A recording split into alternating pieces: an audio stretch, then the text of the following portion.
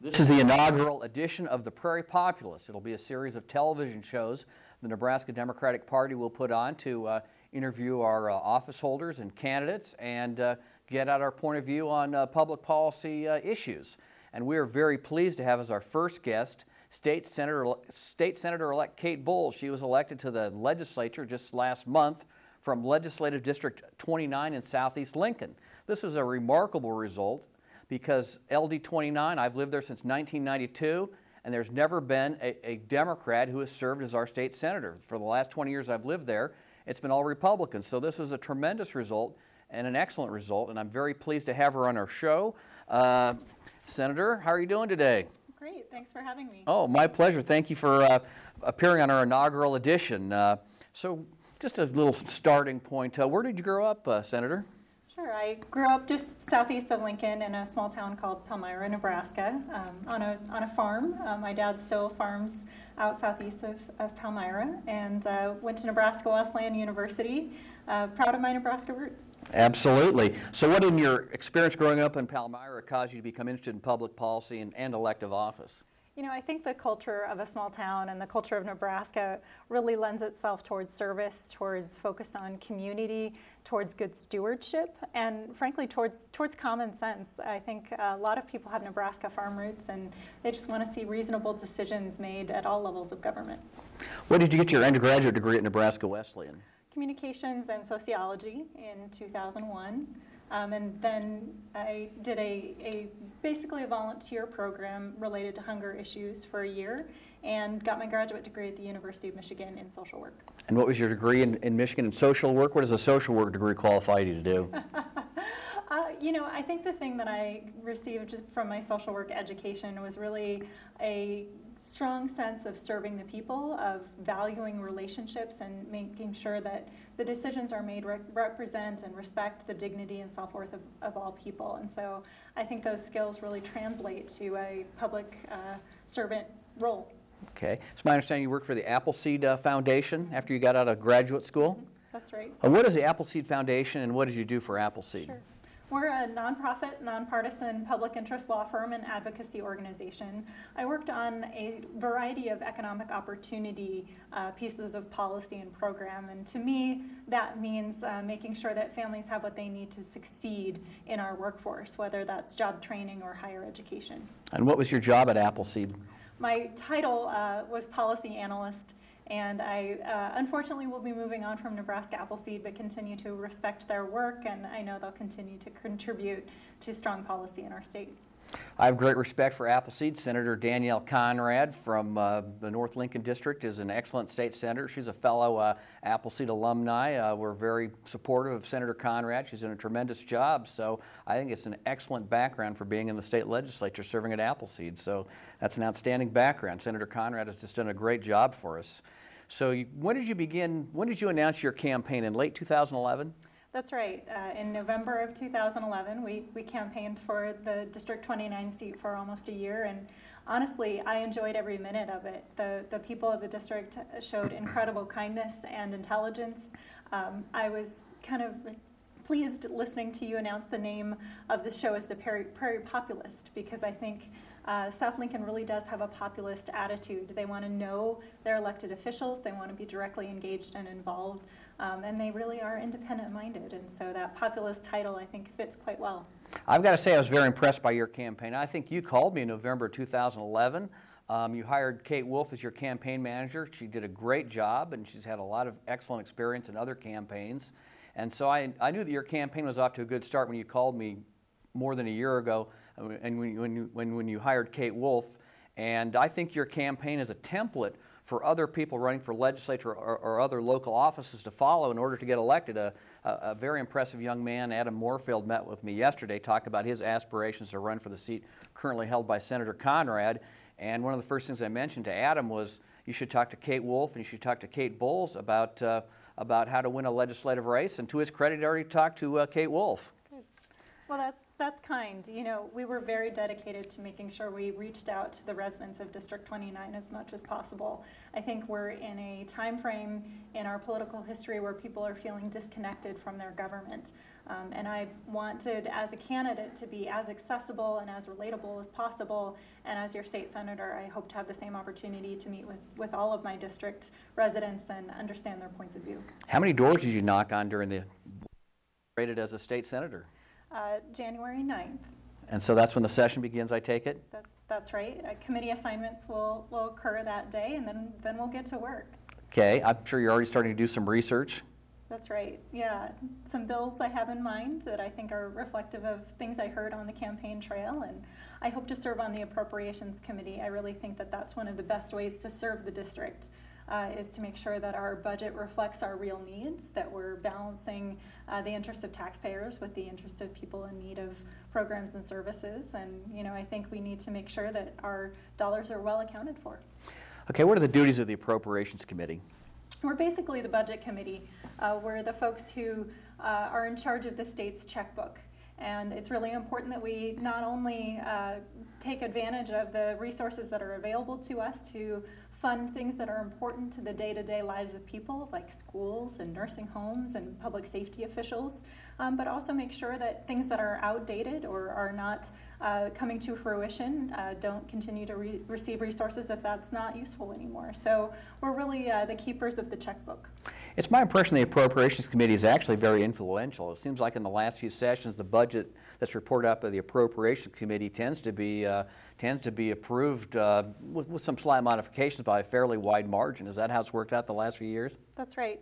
There are lots of reasons that I love Nebraska, and as a policy analyst, one of the reasons that I think the Nebraska unicameral is particularly special is that the Appropriations Committee generally votes out the appropriations bill unanimously, and the rest of the legislature trusts that the judgment of that committee generally has fair debate but respects that committee's work, and we generally see the budget move forward in an effective way. And in a time frame when we see partisan politics and dysfunctional governments in other states, I think we should be really proud of the work of the Nebraska unicameral. Yeah, that's a good point. The Nebraska unicameral is unique. It's a nonpartisan body, the only nonpartisan body of all the 50 states. It really lends itself to solutions. Senator George Norris is one of my heroes. And one of the reasons why he's my hero, one of the many reasons he's one of my heroes, is the unicameral legislature.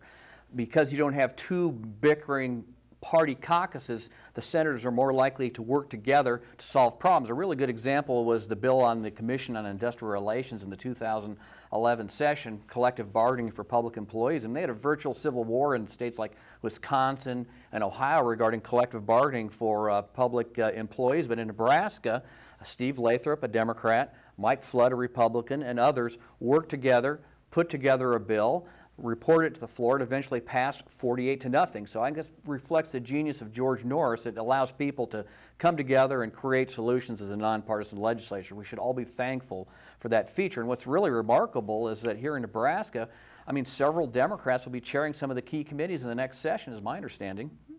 The committee process is quite interesting. Each caucus elects folks to the Committee on Committees, and the Committee on Committees makes choices about who serves. Also, the chairmanships are elected by secret ballot rather than by party leadership.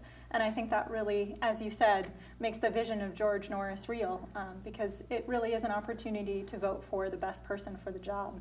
I think that unicameral philosophy is something that's taken very seriously, and my experiences so far show that is true. And I'm grateful to folks on all sides of the aisle who have helped me orient to my new role, especially Senator Fulton, who sat down with me and passed the baton and helped me to understand the role of the Senator of District 29. Back seems to me to have a very unique tax agenda, is probably a diplomatic way to say it. The word on the street is that Governor Heineman would like to abolish the income tax and replace the lost revenues through the application of increased sales taxes. How would that work, Senator, if it were to pass? I hope it doesn't. I'm very eager to see and understand Governor Heineman's proposals, and I know that he's really interested and committed to building a strong economy in Nebraska, as am I. I think we have some careful choices to make as we continue to step out of the economic recovery and continue to focus on balancing our budget. Just like everyone else, I'd like to see tax relief. I like to see tax fairness, in particular for seniors and working families.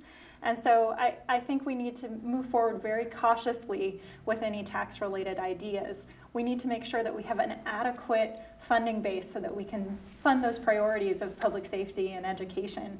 I personally look more towards a few other tax ideas that I heard from my district, such as decreasing the amount of taxation for retirement income, or providing tax credits to folks who are caring for elderly family members. Those kinds of tax strategies make a lot of sense to me.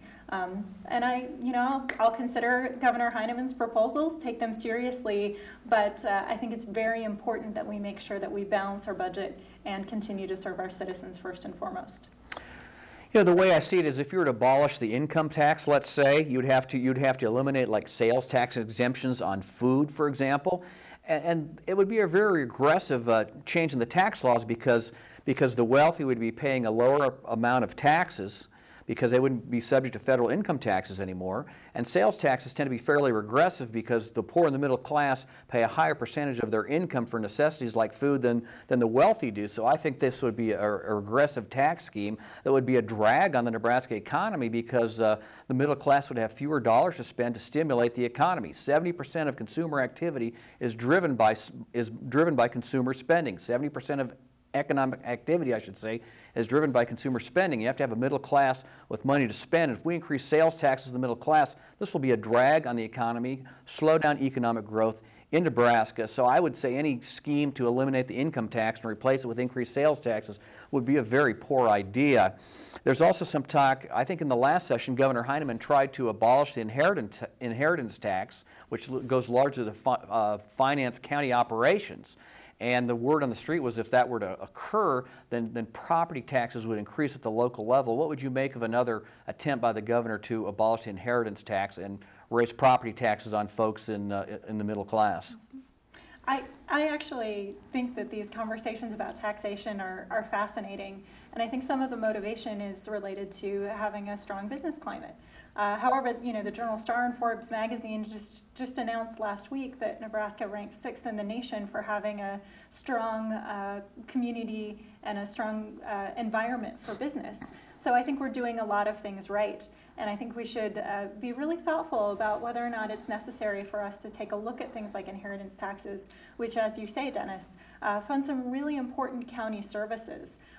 Particularly county services for the most vulnerable and the most in need of health care and housing services. And without those funds, as you say, Dennis, those programs will need to be funded by property taxes. What I heard loud and clear from the constituents in my district was that property taxes are about where they need to be, and no one wants to see an increase.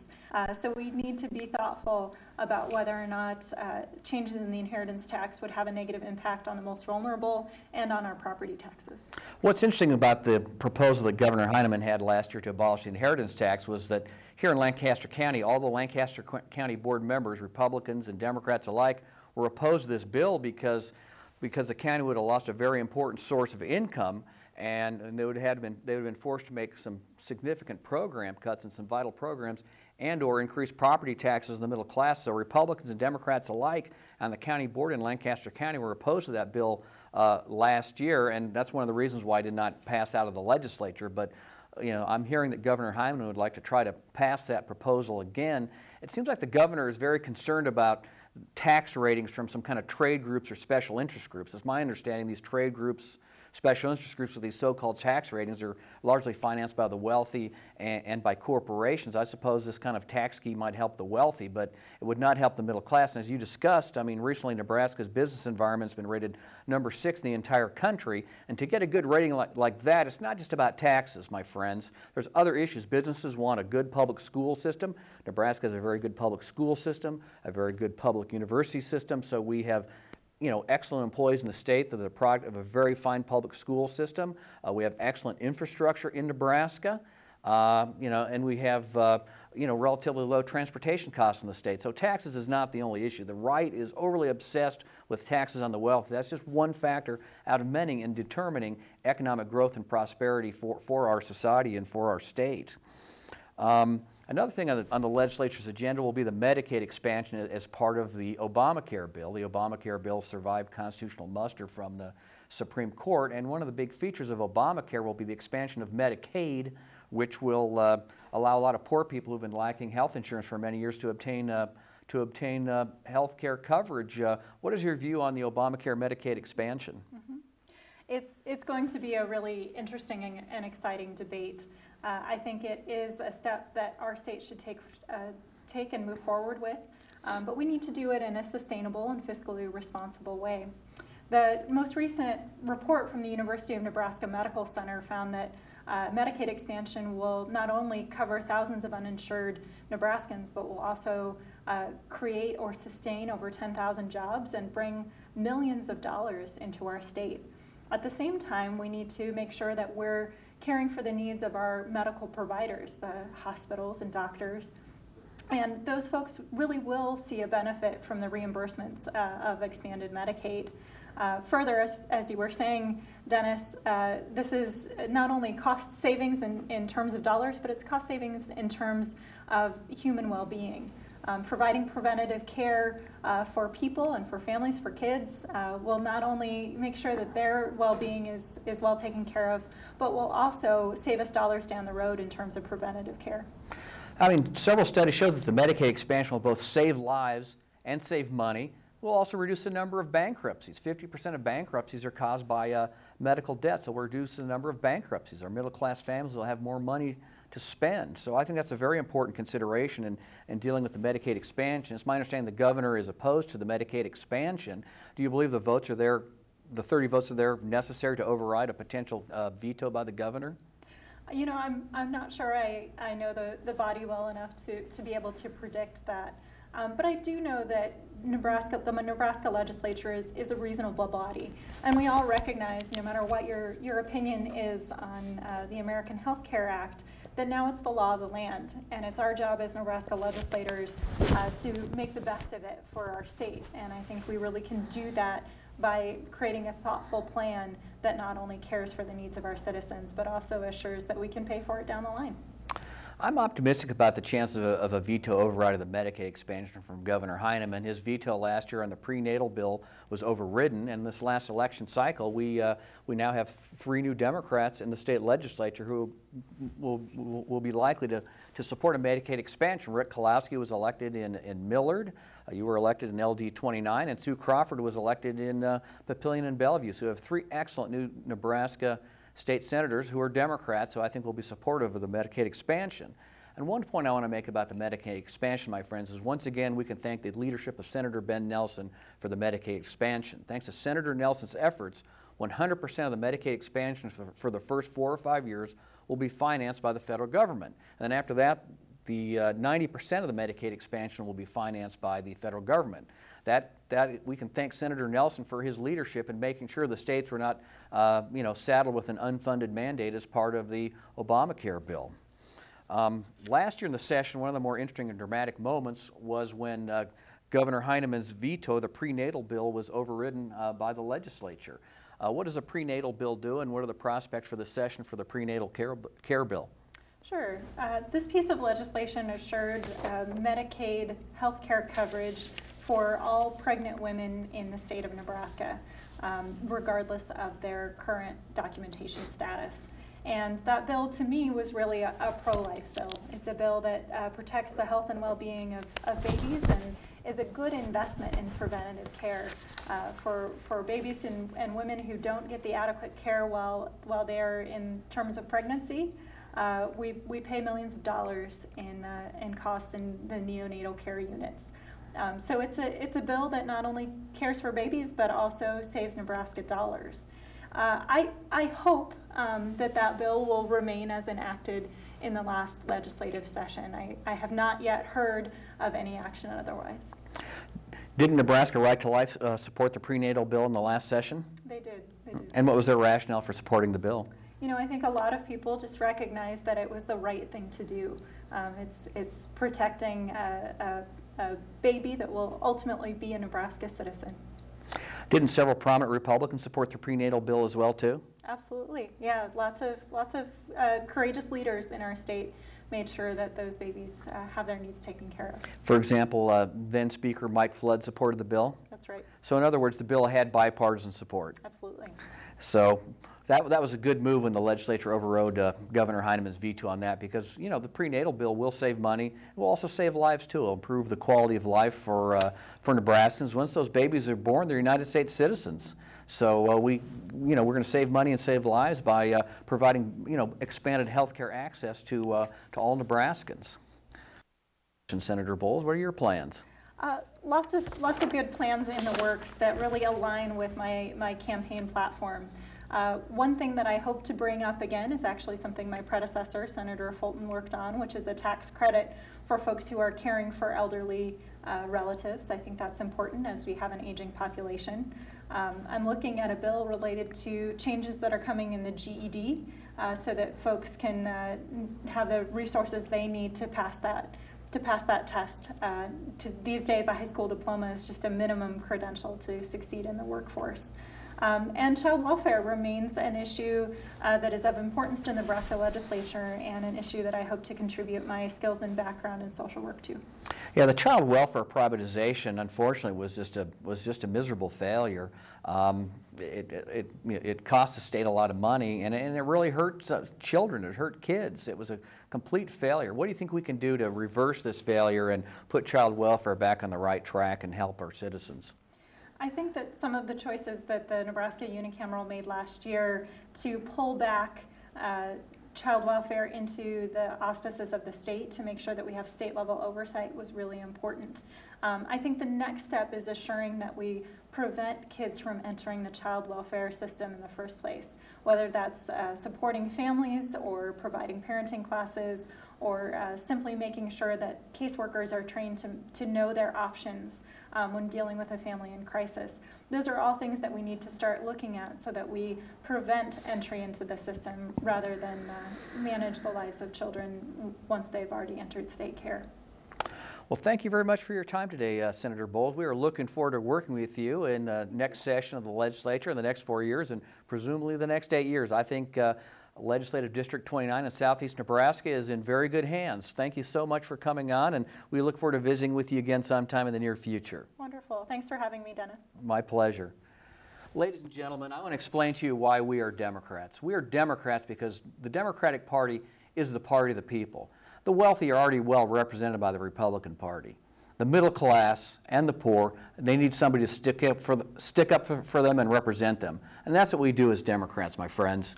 And let me tell you something, we are the party of economic growth. We are the party of prosperity. In the last 50 years, since the presidency of John F. Kennedy, approximately 66 million private sector jobs have been created. 2/3 of those private sector jobs were created during Democratic presidencies. That is a 2-to-1 margin. 44 million jobs during Democratic presidencies, 22 million jobs during Republican presidencies.